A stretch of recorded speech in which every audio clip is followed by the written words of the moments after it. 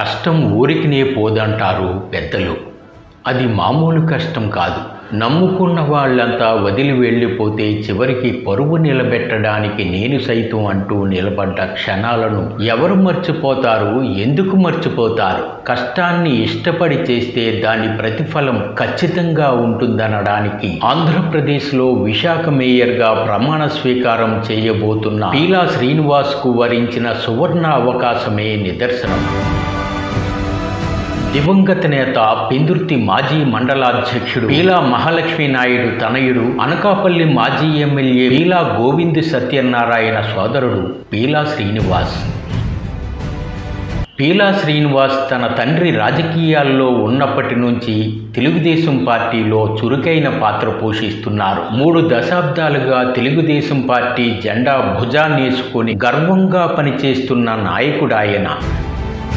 Telugu Desam party అధికారంలో లేనప్పుడల్లా ఆ party అధినేత ముఖ్యమంత్రి చంద్రబాబు నాయుడు విశాఖలో సంక్షోభ పరిస్థితులనే ఎదుర్కొన్నారు. ఇక తెలుగుదేశం పార్టీ మనుగడ కష్టమని భావించిన నేతలు పార్టీలు ఫిరాయించినా పీలా శ్రీనివాస్ మాత్రం పార్టీని వీడలేదు. చిరంజీవి స్థాపించిన ప్రజారాజ్యం పార్టీలో విశాఖపట్నానికి చెందిన అనేక మంది నేతలు చేరిపోతే విశాఖ నగర తెలుగుదేశం పార్టీ అధ్యక్ష బాధ్యతలను పీలా శ్రీనివాసే మోసారు.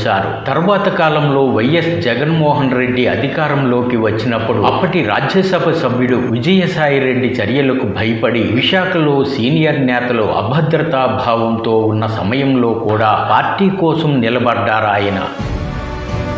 పార్టీ అధిష్టానం ఏ పదవి ఇస్తే దాన్ని ఇష్టంగా పనిచేయడం పీలా శ్రీనివాస్కు అలవాటైంది. చివరికి వైఎస్ఆర్సీపీ పాలనలో ఉన్నప్పుడు జీవీఎంసీ ఎన్నికల సమయంలో మేయర్ అభ్యర్థిగా పోటీ చేయడానికి నేతలెవరూ సాహసించని రోజులవి. అలాంటి రోజుల్లో పీలా శ్రీనివాస్ను చంద్రబాబు మేయర్ అభ్యర్థిగా ప్రకటించారు. పార్టీ తరపున పీలా శ్రీనివాస్ ఆర్థిక భారాన్ని కూడా మోసారు. మేయర్ పదవి రాకపోయినా ఆయన నిరుత్సాహపడలేదు. బాబుగారు చెప్పింది వినాలనేవారు ఆయన. ఇలా జీవీఎంసీ ఫ్లోర్ లీడర్గా ఉంటూ ప్రతిపక్ష నేతగా పలు ఉద్యమాలలో చురుకైన పాత్ర పోషించారు పీలా శ్రీనివాస్. అప్పట్లో ఆయనపై వైఎస్ఆర్సీపీ ప్రభుత్వం 8 కేసులు బనాయించింది. అయినా ఆయన బెదిరిపోలేదు. ఏడాది క్రితం తెలుగుదేశం పార్టీ అధికారంలోకి వచ్చిన వెంటనే వైఎస్ఆర్సీపీ నుంచి మేయర్గా ఉన్న గొలగాని హరివెంకట కుమారిని అవిశ్వాసం పెట్టి దించేస్తారన్న ప్రచారం జరగడమే గాని పార్టీ నేతలు ఆ దిశగా స్పందించలేదు.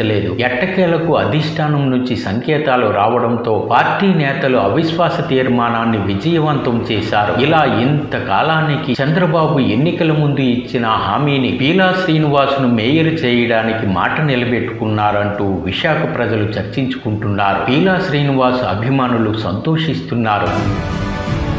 జీవీఎంసీ ప్రధాన కార్యాలయంలో సోమవారం పీలా శ్రీనివాస్ మేయర్గా ప్రమాణ స్వీకారం చేయనున్నారు. దీన్ని వేడుకగా జరపడానికి కూటమి నేతలు వేలాదిగా టీడీపీ, జనసేన, బీజేపీ అభిమానులు, నాయకులను స్వాగతించారు. పీలా శ్రీనివాసరావు గారిని చెప్పాను, క్యాండిడేట్ చెప్పాను.